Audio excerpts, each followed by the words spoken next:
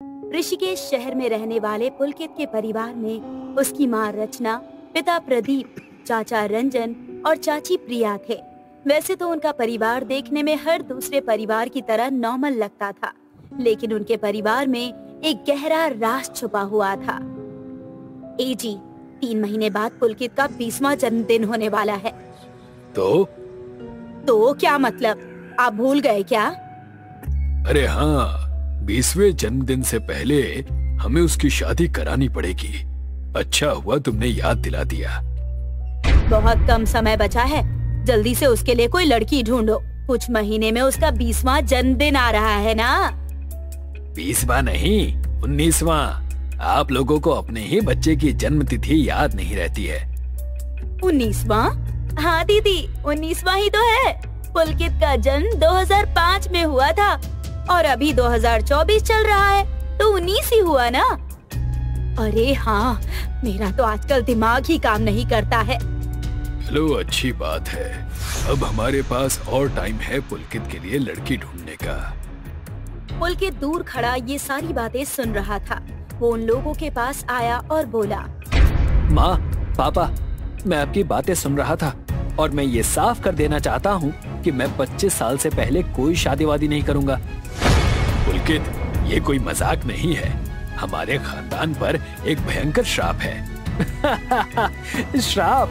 ये सब तो फिल्मों में होता है चाचा। मैं इन बातों पर विश्वास नहीं करता।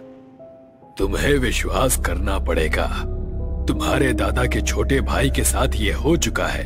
अगर खानदान के मर्द 20वें जन्मदिन से पहले शादी नहीं करते तो उनके साथ बहुत बुरा होता है। पापा, पहली बात तो मैं इन सब बेतुकी बातों पर यकीन नहीं करता, और दूसरी बात, अभी तो मेरा 19वां जन्मदिन आने वाला है। बाद में देखेंगे क्या करना है, अभी सब ठीक है। पुलकित हंसते हुए अपने कमरे की तरफ चल देता है और उसके घर वालों की चिंता और बढ़ जाती है, क्योंकि उन्हें पता था कि श्राप क्या कर सकता है।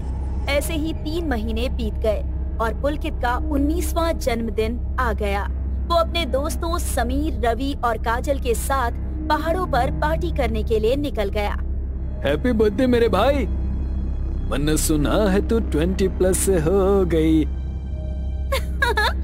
जन्मदिन मुबारक पुलकित। Thank you. चारों लोग कार में मस्ती करते हुए जा रहे थे, पर अचानक चारों ओर का मौसम बदलने लगा। अरे, ये अचानक इतनी ठंड क्यों लगने लगी? यार, ये पहाड़ों का मौसम है, कब बदल जाए कुछ पता नहीं। तभी अचानक एक अजीब सी चीख सुनाई देती है। समीर ब्रेक मारता है। तुम लोगों ने सुना? वो आवाज क्या थी? भाई, मुझे लगता है कि कोई बाहर है। पुलकित, ये क्या हो रहा है? मुझे अच्छा नहीं लग रहा। अरे रुको, मैं देखता हूँ। पुलकित कार से बाहर उतरता है और चारों तरफ देखता है। कहीं कुछ नहीं था, पर तभी अचानक गाड़ी स्टार्ट हो गई। पुलकित गाड़ी की तरफ बढ़ा, पर तब तक गाड़ी चल दी और सीधे खाई में जाकर गिर गई। नहीं! समीर, काजल, रवि!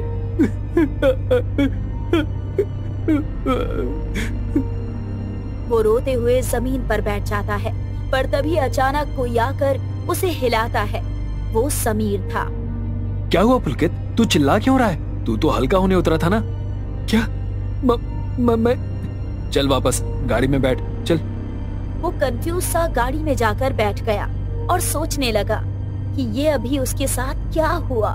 फिर वो लोग पहाड़ की चोटी पर पहुँचे। वो पूर्णिमा की रात थी।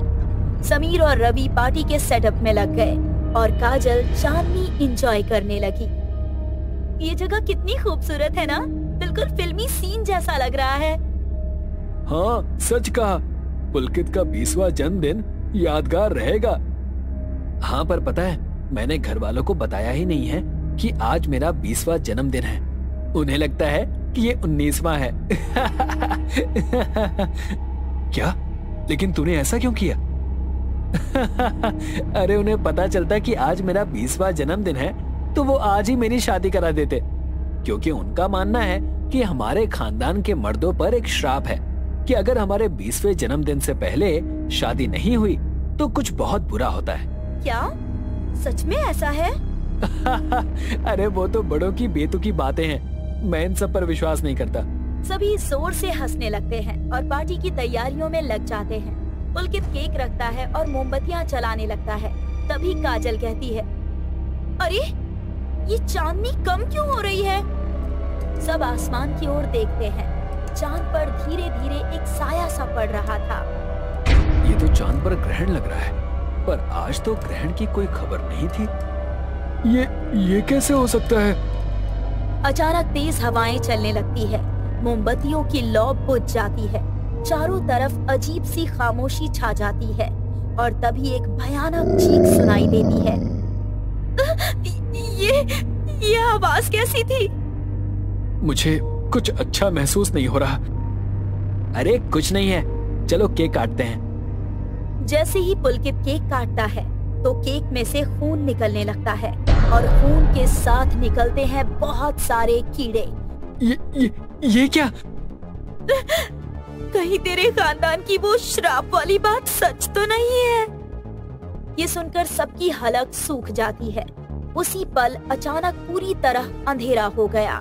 उन लोगों ने मुंह उठाकर देखा तो पूरे चांद पर ग्रहण लग चुका था और फिर सामने की झाड़ियों के बीच से एक अजीब सा क्रीचर प्रकट हुआ। वो क्रीचर बेहद डरावना था। उसका चेहरा इतना भयानक था कि ये समझना मुश्किल था कि उसकी आंखें और नाक कहाँ है। वो धीरे धीरे उनकी ओर बढ़ा। ये क्या है? हमें यहाँ से भागना चाहिए। लेकिन तभी वो क्रीचर एक भयानक आवाज में बोलता है, मैं इस खानदान पर लगे श्राप का दूत हूँ और मैं पुलकित को पाताल ले जाने के लिए आया हूँ। ये सुनकर पुलकित के शरीर में झुरझुरी सी दौड़ जाती है। नहीं, तू असली नहीं है। वो क्रीचर और पास आता है। उसकी लंबी भयानक उंगलियां पुलकित की ओर बढ़ती है। मैं असली हूँ और तुझे अपने साथ ले जाने आया हूँ क्योंकि ये तेरे खानदान का श्राप है। तेरे 20वें जन्मदिन पर तेरे साथ यही होना था। नहीं, हम तुम्हें पुलकित को ले जाने नहीं देंगे। भागो सब लोग यहाँ से। सब पुलकित को बचाने के लिए भागने की कोशिश करते हैं, लेकिन क्रीचर उसके सामने अचानक प्रकट हो जाता है। मुझे सिर्फ पुलकित चाहिए। अगर तुम उसे मेरे हवाले कर दो तो मैं बाकियों को छोड़ दूंगा। हम उसे तुम्हें नहीं देंगे। वो लोग पास में पड़े पत्थर उठाकर उस क्रीचर पर फेंकने लगते हैं। पत्थर क्रीचर को लगते हैं, लेकिन उस पर कोई असर होता इसके बजाय वो क्रीचर और गुस्से में आ जाता है। तुम सबकी हिम्मत कैसे हुई मुझे चुनौती देने की? अचानक क्रीचर रवि की ओर झपटता है और उसे पकड़ लेता है।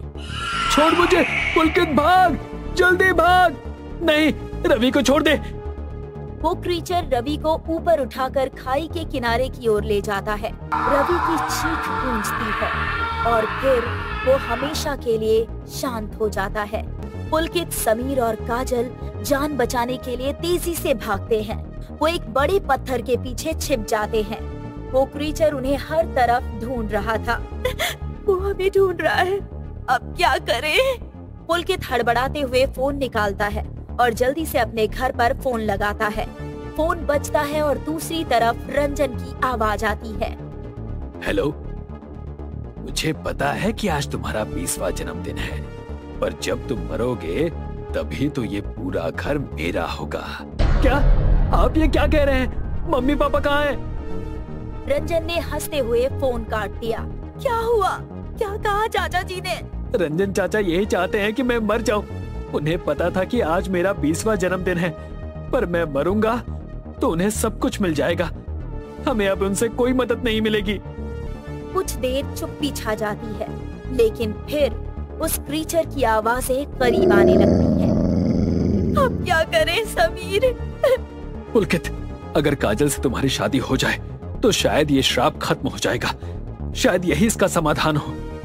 अगर इससे तुम्हारी जान बचती है तो मैं तैयार हूँ। हमें यहाँ से निकलकर कोई सुरक्षित जगह ढूंढनी होगी जहाँ ये शादी हो सके। तीनों जल्दी से नीचे की तरफ भागने लगते हैं। समीर, काजल और पुलकित भागते हुए आखिरकार एक सुरक्षित जगह पर पहुंचते हैं। काजल और पुलकित को जल्दबाजी में 7 फेरे लेने के लिए तैयार किया जाता है। समीर आग जलाता है। आग जल गई है, जल्दी करो, जल्दी फेरे पूरे करने। पुलकित और काजल फेरे लेने के लिए खड़े होते हैं, लेकिन तभी हवा अचानक और तेज हो जाती है और आग बुझ जाती है। क्रीचर वहां अचानक धमाके के साथ प्रकट होता है।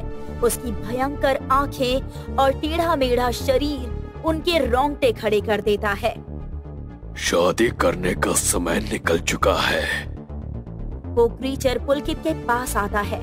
तेरी आखिरी ख्वाहिश क्या है इंसान? मेरे दोस्तों को छोड़ दो, उन्हें नुकसान मत पहुंचाना।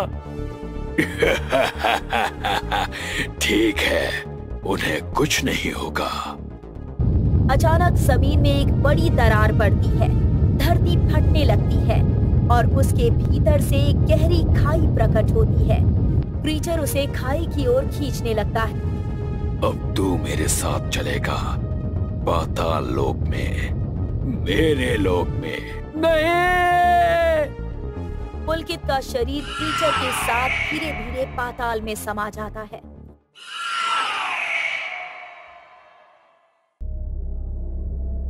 क्यों आई है यहाँ पर? मैंने कल भी तुझे कहा था ना कि आज के बाद कभी भी मेरे पास मत आना। तुझे समझा चुका हूँ मैं। मत जा उसके पीछे, बहुत पछताएगी, बर्बाद कर देगा वो तुझे। आप मेरी चिंता मत कीजिए बाबा, बस मुझे उसकी सिद्धि का मार्ग बता दीजिए। एक बार वो मुझसे प्रसन्न हो गया तो मेरी जिंदगी बन जाएगी। जो सपने मैंने अपने लिए इतने सालों से देखे हैं वो सब पूरे हो जाएंगे। ठीक है, अगर तेरी यही जिद है तो फिर यही सही, लेकिन अगर इसके बाद तेरे साथ कुछ भी ऊंच नीच हुई तो मैं तेरी कोई मदद नहीं कर पाऊंगा, क्योंकि तू उसे अपनी इच्छा से बुला रही है। रागिनी के मन में ना जाने ऐसी कौन सी चीज ने घर कर लिया था जिसे पाने के लिए वो किसी भी हद तक जाने को तैयार थी। उसने पूरी 40 रातों तक तांत्रिक बाबा के पास शमशान घाट में बैठकर एक साधना की, जो कोई आम साधना नहीं बल्कि खबिस की साधना थी। खबिस जिसे अगर कोई खुश कर दे तो उसके वारे न्यारे हो जाते हैं, लेकिन इस दुनिया में हर चीज पाने के लिए उसकी एक कीमत चुकानी पड़ती है। तो वहीं रागिनी ने भी उसकी एक कीमत चुकाई। उसकी 40 रातों से चल रही वो साधना आज पूरी हो चुकी थी। शमशान घाट से खुद पर काला कपड़ा लपेटे वो रात के लगभग 1:30 बजे अपने घर पहुंची। हाथ मुंह धोकर वो अपने बिस्तर पर लेटने ही वाली थी कि तभी उसके घर के लैंडलाइन फोन पर एक कॉल आया।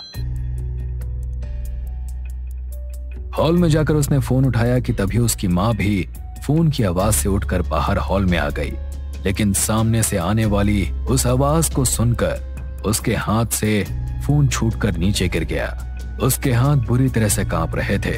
वो बेहोश होकर जमीन पर गिरने ही वाली थी कि तभी उसकी मां ने उसे सहारा देते हुए वहां सोफे पर बिठाया। रागिनी का पूरा चेहरा पसीने से भीग चुका था, जैसे मानो अभी किसी ने उसे फोन पर कोई बहुत बुरी खबर सुनाई हो। रागिनी, क्या हुआ बेटा? किसका फोन था? कुछ तो बोल बेटा, मुझे बहुत चिंता हो रही है।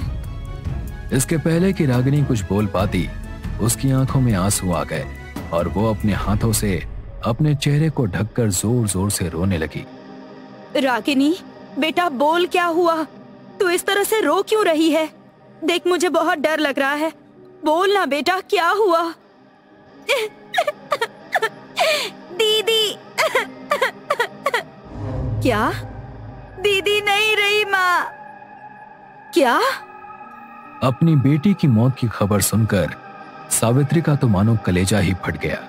उसे अपनी बेटी की मौत का इतना गहरा सदमा लगा कि वो उसी समय बेहोश होकर वहीं गिर पड़ी। बहुत रात हो चुकी थी,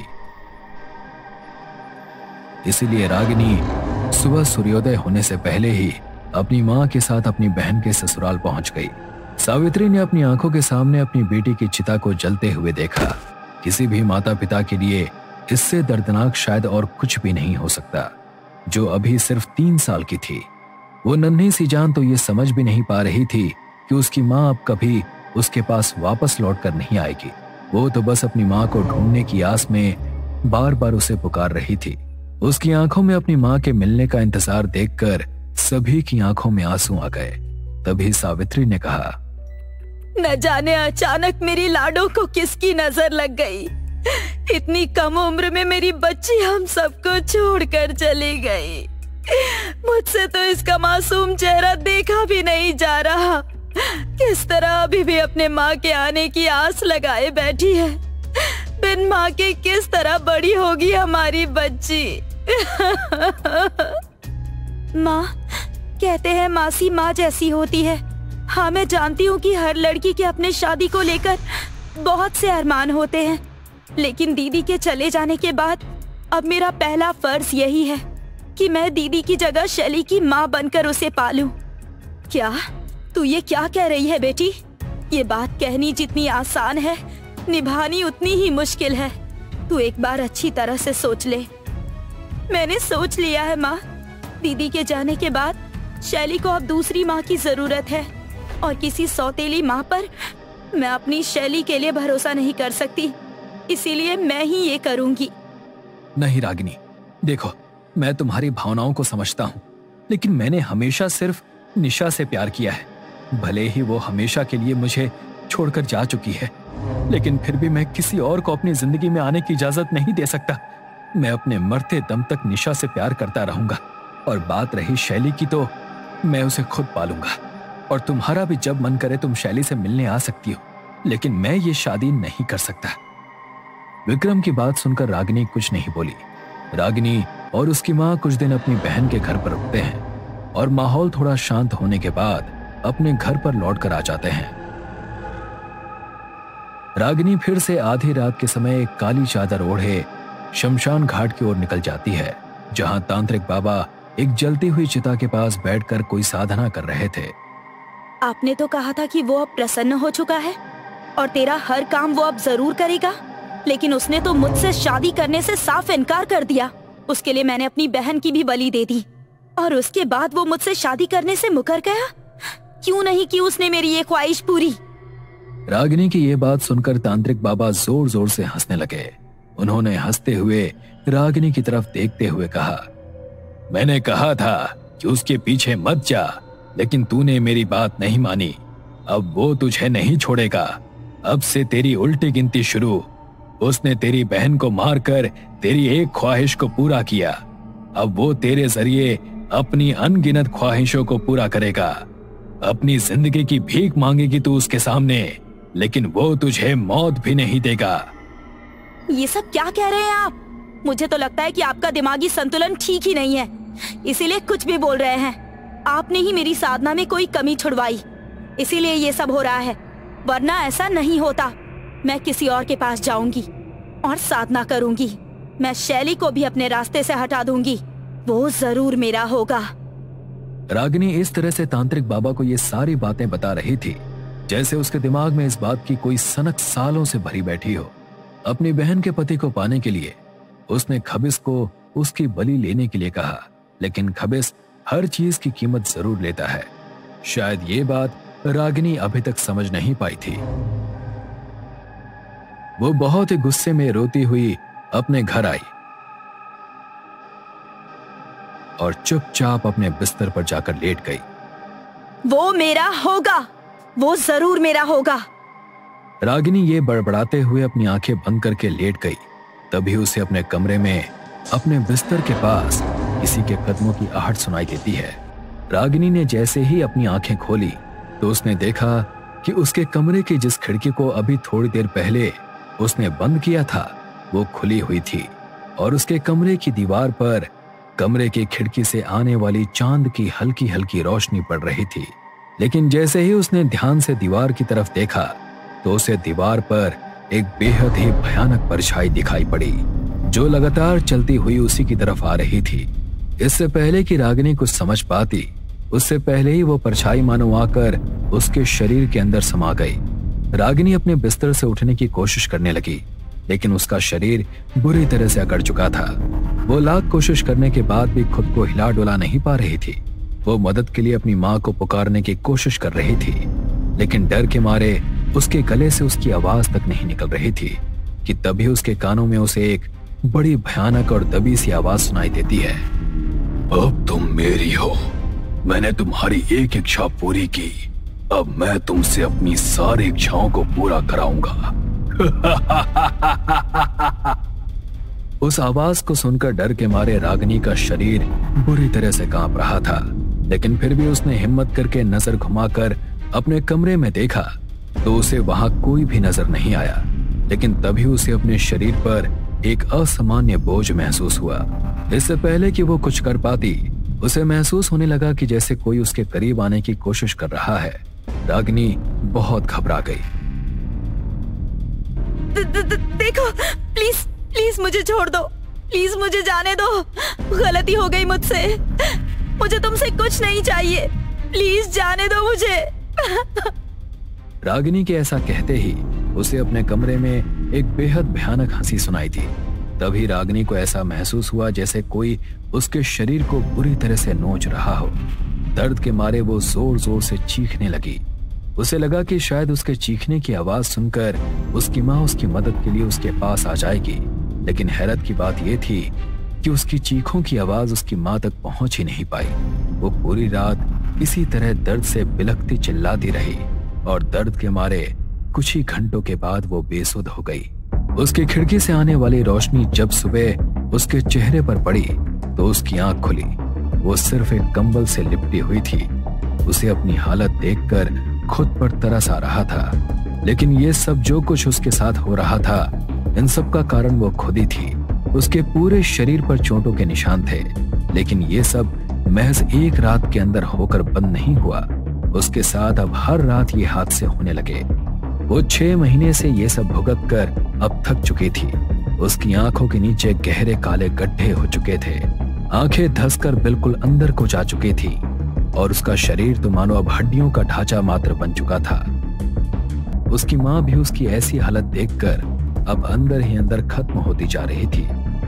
बेटा, आखिर कुछ तो बोल, तेरे साथ ये सब क्या हो रहा है? ऐसा क्या है जो कोई भी डॉक्टर तेरी बीमारी को समझ नहीं पा रहा? अगर कोई और बात है तो मुझे बता दे बेटा, मैं तेरी मदद करूंगी। अपनी माँ की इस बात का रागिनी ने कोई जवाब नहीं दिया और वो सीधे अपने कमरे में चली गई, क्योंकि जो कुछ भी उसके साथ हो रहा था वो किसी से कह नहीं सकती थी। उसने अपने कमरे के दरवाजे को अंदर से बंद कर लिया। रात बीती। रागिनी की माँ सुबह नाश्ता लेकर उसके कमरे की ओर बढ़ी। उन्होंने उसके कमरे का दरवाजा खटखटाया, लेकिन दरवाजा अंदर से खुला हुआ था। वो दरवाजा खोलकर जैसे ही अंदर गई तो सामने का नजारा देखकर उनके हाथ से नाश्ते की प्लेट छूटकर नीचे गिर गई। उनकी आंखों के सामने कमरे के पंखे पर उनकी बेटी की लाश झूल रही थी। रागिनी के पास उस खबीस से छुटकारा पाने का और कोई रास्ता नहीं था, इसीलिए रागिनी ने फांसी लगाकर अपनी जान दे दी थी। उसका मानना था कि शायद मरने के बाद उसे उस शैतान से मुक्ति मिल जाएगी, लेकिन वो ये नहीं चाहती थी कि खबीस के हाथों अपनी बहन की बलि देकर उसने खुद अपनी मुक्ति के मार्ग को बंद कर दिया था। उसके इस कर्म के कारण भगवान भी उसे माफ नहीं कर पाए। उसे भगवान के घर तो मुक्ति नहीं मिली, लेकिन मरने के बाद भी वो हमेशा के लिए उस खबीस की गुलाम होकर रह गई। रागिनी की मौत को आज 3 साल बीत चुके हैं, लेकिन आज भी उसकी माँ को हर रात उसके कमरे से उसकी चीखों की आवाजें सुनाई देती हैं।